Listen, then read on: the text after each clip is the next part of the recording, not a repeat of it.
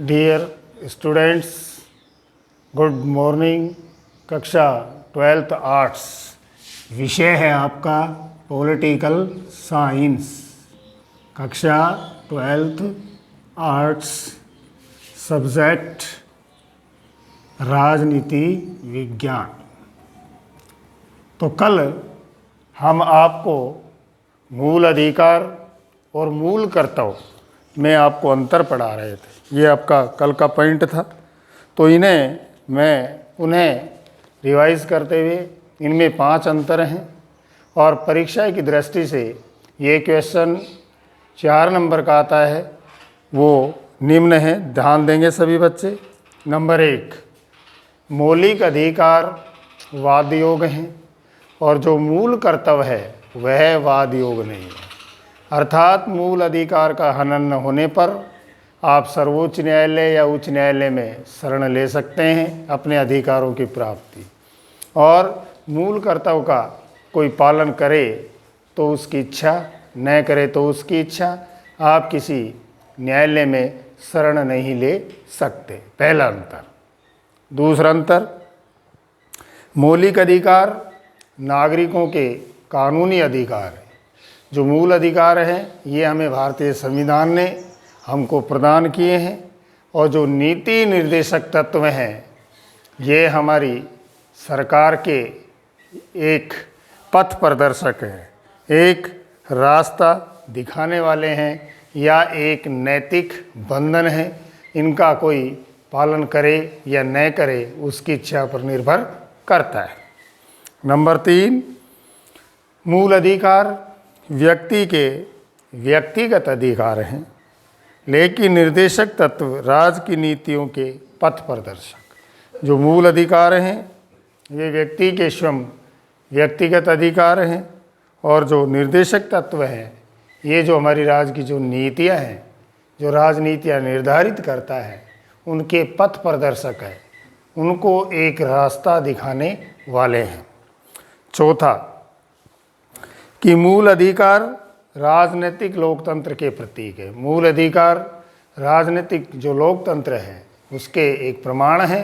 राजनीतिक लोकतंत्र में इनको भारतीय संविधान के द्वारा प्रदान किए जाते हैं, लेकिन जो निर्देशक तत्व हैं ये सामाजिक और आर्थिक लोकतंत्र के प्रतीक है, जिसमें सबका आर्थिक विकास हो, समाज का विकास हो, जाति, वर्ण, लिंग, नस्ल, धर्म, भाषा के आधार पर किसी प्रकार का कोई अंतर न हो, स्त्री और पुरुष दोनों को आजीविका के पर्याप्त साधन हो, स्त्री और पुरुष में किसी प्रकार का कोई अंतर न करते हुए समान कार्य के लिए समान वेतन निर्धारित हो।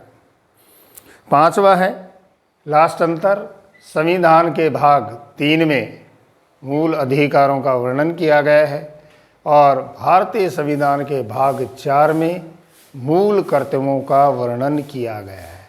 तो ये क्वेश्चन बनता है बाकायदा 4 नंबर का। इसको 1 नंबर में भी पूछ सकता है, 2 नंबर में भी पूछ सकता है, 4 नंबर में भी पूछ सकता है।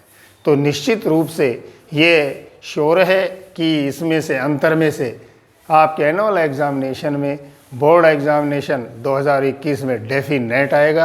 आज ही नोट कर लें, चाहे 1 नंबर में आए, चाहे 2 नंबर में आए, चाहे 4 नंबर में आए। तो ये आपके मूल अधिकार और जो आपके नीति निर्देशक तत्व हैं, ये हमने इनमें जो आपको अंतर है जो आपको बता दिया है, और PDF में भी ये आपको मिलेंगे। अब आता है बेटा इस दूसरा पाठ का लास्ट टॉपिक है, वो है मूल कर्तव्य। मूल कर्तव्य ये लास्ट टॉपिक है। देखिए, वैसे जो राजस्थान पाठ्य पुस्तक की मंडल की जो पुस्तक है उसके लास्ट पन्ने पर भारतीय संविधान की प्रस्तावना है, और जस्ट उसी के अंदर इनसाइट प्रत्येक राजस्थान राज्य पुस्तक मंडल की पुस्तक में ये आपके मूल कर्तव्य हैं। 86वें संविधान संशोधन के द्वारा इसमें एक कर्तव्य और जोड़ दिया गया है, वो है 6 से 14 वर्ष के बच्चों की शिक्षा की निःशुल्क अनिवार्यता। अब देखिए बेटा, ये 10 मूल कर्तव्य आपके कौन कौन से हैं।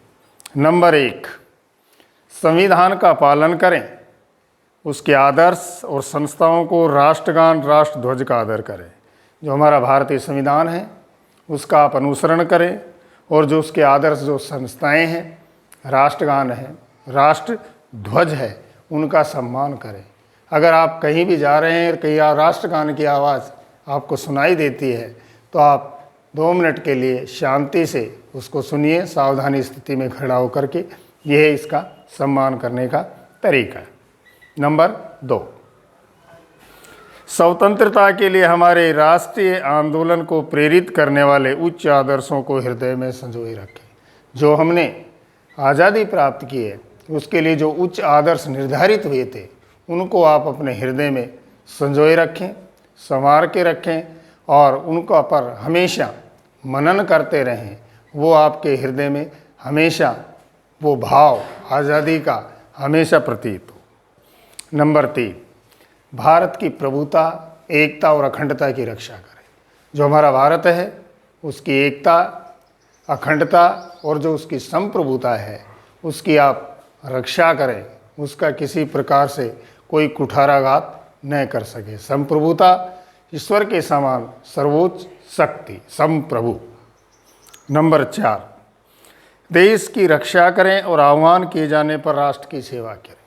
देश की सुरक्षा करें और जब राष्ट्र को आपकी ज़रूरत पड़े, आह्वान पुकारा जाए या बुलाया जाए राष्ट्र की सेवा करने के लिए, तो हमें 24 आवर्स हमेशा 24 घंटे तत्पर रहना चाहिए।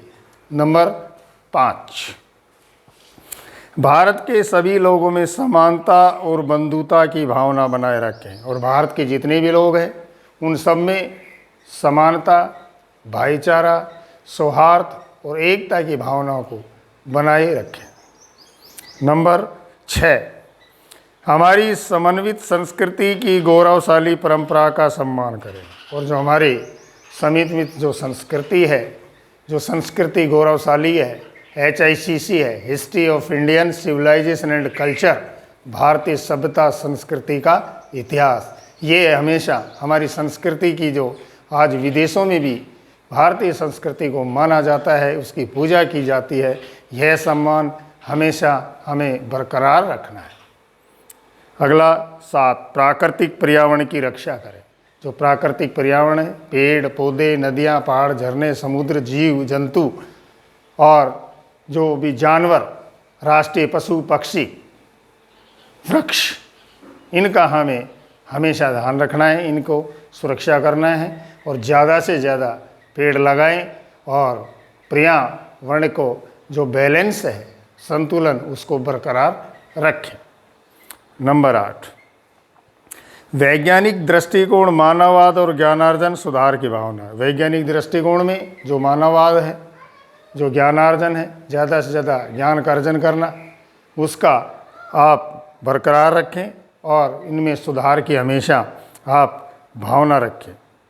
नंबर 9, सार्वजनिक संपत्ति और को सुरक्षित रखें और हिंसा से दूर रहें। जो सार्वजनिक संपत्ति है, जैसे आपका हॉस्पिटल, धर्मशाला, अनाथालय, आपका पोस्ट ऑफिस, ये सामाजिक जो सुरक्षा है, ये संपत्ति हैं, इनको आप सुरक्षित रखें। विद्यालय और हिंसा से दूर रहें, हिंसा, मारा काटी से दूर रहें, असली अहिंसा का पालन करें। जैसे गांधी जी ने कहा था, मन वचन कर्म से किसी को किसी प्रकार का कोई कुठाराघात न पहुँचे, किसी को कोई आघात न पहुँचे। यही एक मुख्य अहिंसा है जो कि जैन और बौद्ध धर्म का मूल मंत्र है, जियो और जीने दो। नंबर 10, व्यक्तिगत सामूहिक, जो व्यक्तिगत हो या चाहे सामूहिक जो भी गतिविधियां हैं, सभी क्षेत्रों में उत्कर्ष की ओर उनको विकास करने के लिए, बढ़ाने का, उनका डेवलपमेंट करने का हमेशा आप प्रयास करें और कोशिश करें। और लास्ट जो मूल कर्तव्य है, 86वें संविधान संशोधन 2002 के आधार पर अनुच्छेद 51 क जोड़ा गया है। इसमें संशोधित करते हुए एक 11वां मूल कर्तव्य जोड़ा गया, जो कि 6 से 14 वर्ष के बच्चों की शिक्षा की अनिवार्यता, यानी 6 से 14 वर्ष के बच्चे यानी 8th क्लास तक के जो शिक्षा है हर बच्चे को ज़रूर मिलनी चाहिए। ये हमारा एक राष्ट्रीय धर्म है और एक ताकि साक्षरता को बढ़ाया जाए। इसी के साथ पॉलिटिकल साइंस में आपका दूसरा चैप्टर मूल अधिकार, नीति निर्देशक तत्व, मूल कर्तव्य समाप्त होता है। आज के लिए इतना ही। कल आपका तीसरा पार्ट स्टार्ट करेंगे। धन्यवाद।